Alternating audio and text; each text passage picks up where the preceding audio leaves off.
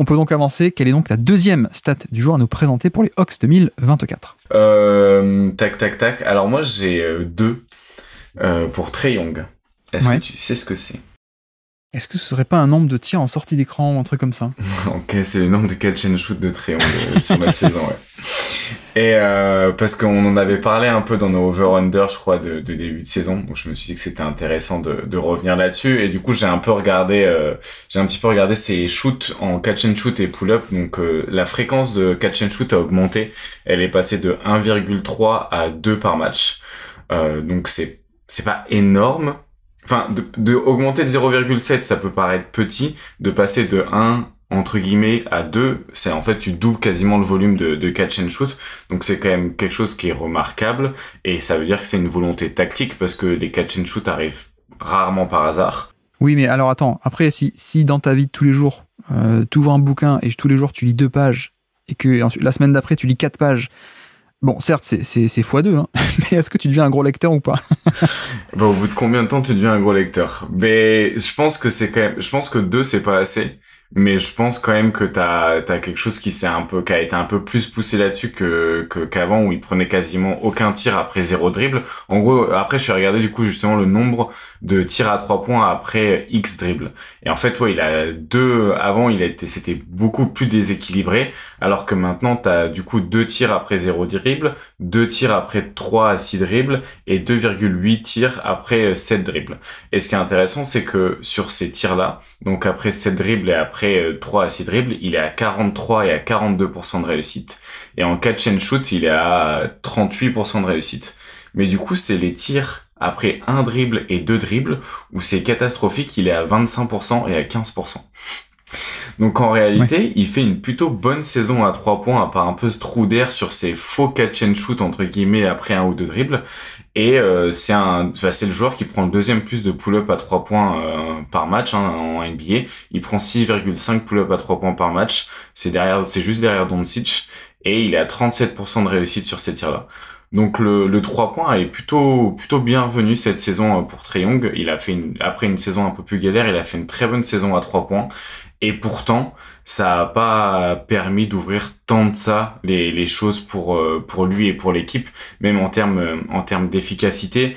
Au global, je trouve qu'il a pas été très bon et je pense que il y a des choses à aller chercher justement en termes de spacing et je pense que le spacing des Hawks en fait et celui de l'année dernière était vraiment pas suffisant.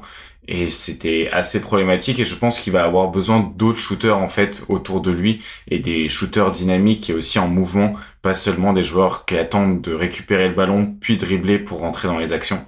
Des André Hunter et des Dejounte Murray concrètement. Et voilà.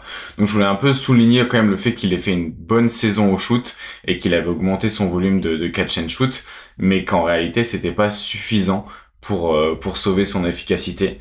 Et j'aurai une autre stat sur son efficacité après si on veut continuer un peu sur Trae Young. Est-ce que tu te souviens ce qu'on avait dit pendant le over-under de début de saison? Donc on faisait des paris, effectivement on avait parié là-dessus. Ouais. On a gagné finalement ou pas? Je sais pas du tout, moi j'ai pas pris les notes, hein. Je pense qu'on aurait dû prendre les notes au moment où on l'a fait et on l'a pas fait. Mais je crois que quelqu'un l'a fait. Je crois que quelqu'un du Discord a retrouvé les annonces qu'on avait faites, donc ce sera à regarder. Mais je sais plus où c'est. Non mais je dis ça effectivement parce que c'est un des points qu'on voulait développer, enfin sur lequel on attendait Trae Young plutôt en début de saison et on n'a pas totalement été convaincu. Hein. C'est un peu ça l'idée. Ouais. Après je pense qu'il y a 2 choses, c'est que bon déjà premièrement pour moi c'est que les stats un peu de catch and shoot de Trae Young c'est toujours à prendre avec beaucoup de pincettes en fait parce qu'il en prend tellement peu que les échantillons sont toujours un peu compliqués à manier quoi. Tu vois, il y a des saisons où il en prend 30, 40 ou 50, c'est quand même pas top hein. Je crois de mémoire, j'essaie d'en trouver les chiffres là, mais il en prend tellement peu qu'au final calculer des pourcentages parfois sur ça peut être risqué. Mais deuxièmement, c'est vrai que là-dessus on sera d'accord. Je pense qu'on est sur un shooter qui est quand même un shooter de bon niveau et qui pourrait totalement faire plus en fait. C'est pas comme à l'époque un John Wall ou un Russell Westbrook qui était aussi beaucoup dans ce modèle héliocentrique, je bouge pas beaucoup sans la balle, etc. Et je fais exprès de pas citer Harden, mais tu vois, Trae Young c'est un peu comme Harden, c'est-à-dire que le côté je bouge pas off-ball et je prends pas trop de catch and shoot, c'est dommage parce que c'est des shooters.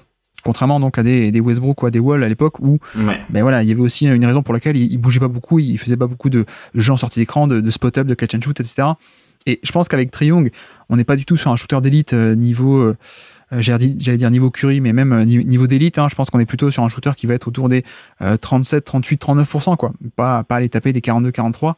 Donc pas un shooter d'ultra élite, mais un très bon shooter. Donc c'est vrai qu'on a toujours un peu ce truc de finalement, quand est-ce que ça peut se développer, quoi. Parce que je crois que le pari qu'on avait fait en début de saison, c'était même pas que sur les catch and shoot. Je crois que c'est sur même les tirs en sortie d'écran. Ouais, ou pourcentage de panier assisté, je sais plus ce qu'on avait fait. Non, je crois que c'est sur les tirs en sortie d'écran même, carrément. Ok, les off-screen sur NBA Stats, c'est ça? C'est ça, ouais. Et ça, je crois que là-dessus, alors j'ai pas la stat, mais on a vu toute la saison plein de matchs et tout, et c'était pas flagrant que d'un coup on se mette à appeler des systèmes pour Trae Young en sortie d'écran, alors que techniquement, il a une prise d'appui, il a un shoot qui pourrait totalement lui permettre de faire ça, en fait. Totalement. Et moi, je trouve que il crée en plus un petit peu de chaos sans ballon et qui est pas du tout utilisé. Pourtant, il était à côté d'un autre porteur de balle, donc ça aurait été peut-être même un des rares intérêts à avoir des gens Murray en attaque à côté de Trae Young. C'est justement utiliser un petit peu le chaos que pouvait apporter Trae Young. Et instant un petit peu auto-promo, mais quand du coup j'étais à Boston, j'avais posé la question à Quinn Snyder justement sur cette stat. Je lui avais dit qu'ils avaient doublé le volume en catch and shoot de Trae Young sur cette saison, et je lui demandais si c'était quelque chose dont il était satisfait. Et il avait dit qu'il avait pas les chiffres en tête, mais que en effet ils essayaient de l'utiliser plus sans ballon, mais que pour lui, là où Trae Young restait le plus intéressant et le plus menaçant, c'était quand il avait le ballon dans les mains. Et il disait, ce qui est très difficile avec un joueur comme Trae Young, c'est de trouver l'équilibre il peut créer du chaos sans ballon, mais c'est avec le ballon dans les mains qui va générer le plus d'attaques. Et je comprends un petit peu cette réflexion-là, mais j'avoue, je pense qu'il y a quand même quelque chose à aller chercher sur l'utilisation off-ball de Trae Young, parce que même si c'est ballon en main qui peut créer le plus d'attaques pour le collectif, je pense que sans ballon, sur notamment des actions, tu vois, des sideline action ou des remises en balle, des remises en jeu après un temps mort, ça peut créer énormément de chaos de devoir justement suivre Trae Young off-ball pour pouvoir justement le gêner et ouvrir des espaces pour les autres, en fait. Donc voilà. Oui, c'est ça, on ne demande pas forcément une activité à la Stephen Curry, de tout le temps être off-ball, etc. Mais un peu plus de variété, quoi. Et je pense qu'on peut déplacer un peu le curseur. C'est un peu une de nos attentes qui n'a pas été totalement satisfaite cette saison. Alors qu'en plus, voilà, Quinn Snyder, très bon coach offensif et tout, à Utah avec un système, Mitchell pouvait le faire aussi, par exemple, il le faisait pas mal. Donc on attend toujours un peu plus.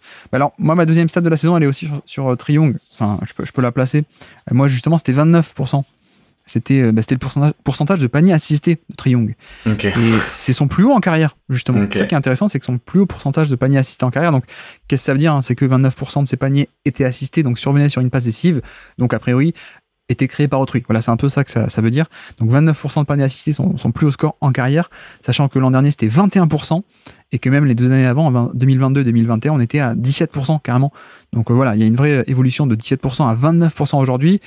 Mais puisqu'il y a un mais, 29%, ça reste encore le 3e plus petit total de NBA. Voilà, il n'y a que Luka Doncic et SGA qui ont des pourcentages de paniers assistés plus faibles, et donc ils se créent encore plus leurs tirs par rapport à des tirs qui pourraient être créés pour eux et assistés en les assistant, pardon. Donc voilà, il y a cette évolution, mais mine de rien, on a toujours le 3e plus haut score de NBA, quoi. Donc si on regarde juste l'évolution, c'est pour ça que je te disais la petite analogie tout à l'heure, mais c'est toujours à relativiser, à contextualiser, parce que oui, ça a progressé, et en effet, il est plus autant qu'avant, mais bon, on est quand même top 3, quoi. On est quand même top 3 de je me crée mon propre tir, et donc pas tant que ça, je profite et on crée pour moi, ou alors je bouge off-ball et j'ai des tirs comme ça. Donc voilà, on est encore dans ce top 3, et notamment, ce que j'avais noté, ça va un peu avec ce que tu dis, mais c'est que on peut un peu décortiquer, pas que le pourcentage de paniers assistés général, mais notamment à 3 points. Ouais. Il est à 34% de ces paniers à 3 points qui sont assistés, 34%, donc un bon tiers. Bon, mais là encore, c'est 2e de NBA. 2e plus faible de NBA, c'est-à-dire que quasiment toute la NBA a plus de tirs à 3 points qui sont générés sur des assists, et donc générés par autrui. Ouais. Donc voilà, c'est encore une fois une de nos déceptions, ce côté de encore très assisté, même si ça évolue un peu petit à petit, mais pour moi, il y a un peu deux choses qui découlent de ça. C'est à quel point est-ce que finalement on va arriver à le sortir de ce moule-là, parce que sur les qualités scouting, oui, il a de la mobilité, il a un shoot techniquement en sortie d'écran, donc il pourrait. Donc il y a ce côté un peu théorique, mais dans la pratique, on sait aussi que en fait c'est compliqué. Hein. C'est très très compliqué quand un joueur est dans ce moule héliocentrique où tout tourne autour de lui, il a un peu toutes les responsabilités. C'est compliqué d'en sortir. Et c'est pas pour rien si tout à l'heure aussi j'ai parlé de Harden, Westbrook, etc. C'est que voilà, on a eu depuis 10 ans plein d'exemples de joueurs où tous les ans on disait bah oui, ce serait bien qu'il bouge un peu plus off-ball. Ça n'a jamais été le cas. James Harden, on l'a réclamé pendant des années à Houston et même assez tôt à Houston, et finalement c'est jamais venu. Westbrook non plus, qui s'est petit à petit installé dans un rôle de plus en plus héliocentrique, et il est jamais revenu parce que pareil, Westbrook, le scouting report, bah, c'est un mec qui peut faire des cuts, c'est un mec qui peut faire des bouger off-ball, attaquer le rebond offensif, etc. Voilà. En plus, même à UCLA, c'était ça, hein, Westbrook, hein, c'était un mec off-ball, c'était pas du tout un meneur avec ballon, et pourtant, voilà, de facto, on a quelqu'un qui n'a jamais, comment dire, recommencé à bouger plus. Pareil pour John Wall, pareil pour, voilà. Il y a un peu ce truc de ce modèle héliocentrique, une fois que tu y es, c'est quand même difficile d'en bouger. Donc, moi, mon interrogation, c'est premièrement, à quel point est-ce qu'on va arriver à le faire bouger là-dessus? Et deuxièmement, c'est, bon, bah, ok, s'il le fait pas, parce que c'est comme ça, il le fait pas, quel est l'intérêt et quelle est la pertinence, finalement, de ne pas l'avoir au centre du projet? Et je vais reformuler.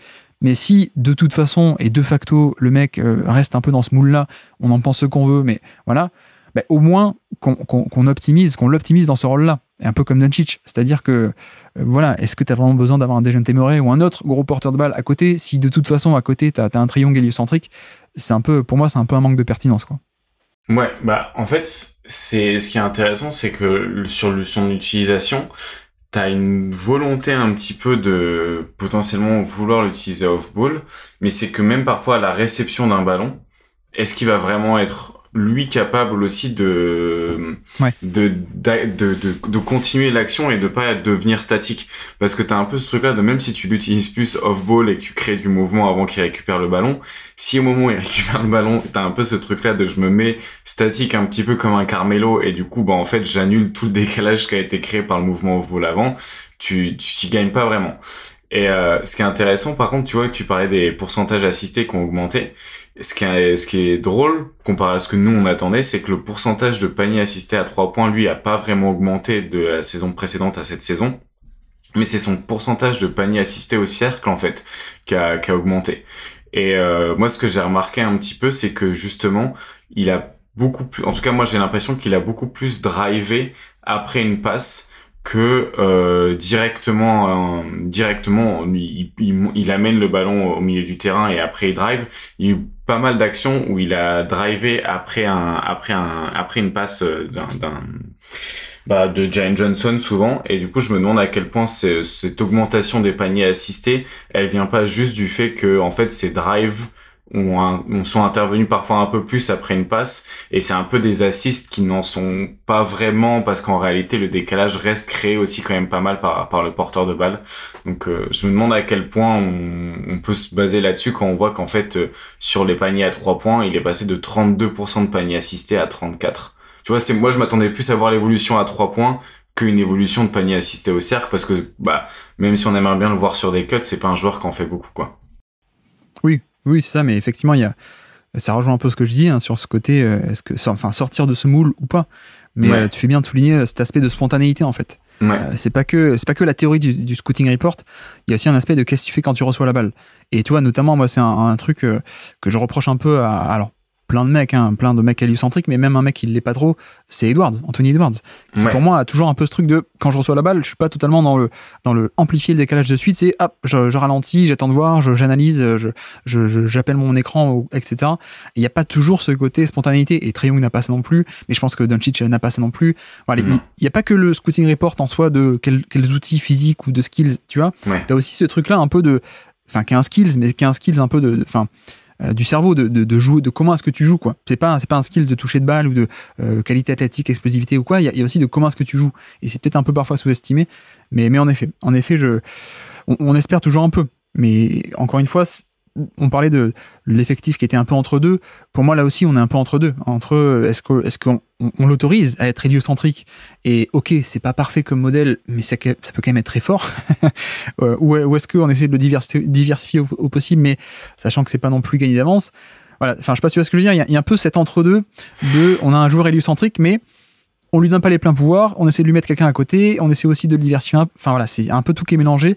Et j'espère qu'avec ce trait de Dejan Temeré, on pourra peut-être un peu retomber sur un modèle un peu plus classique, le triangle d'avant de ok, tu bouges pas sans ballon, bon, c'est pas très grave, tant pis, mais au moins tu fais ce que t'as à faire, quoi. On te donne tous les ballons, et puis tu redeviens un peu le moteur de l'attaque, quoi. Ouais, bah, j'ai hâte. À mon avis, ça risque d'être ça, et j'ai hâte de voir ce que ça va donner, peut-être avec justement un meilleur spacing aussi. Ouais. Tu penses pas qu'au moment où ce podcast sera publié, Kawhi Leonard aura été échangé aux Hawks, non? Oh, le rêve.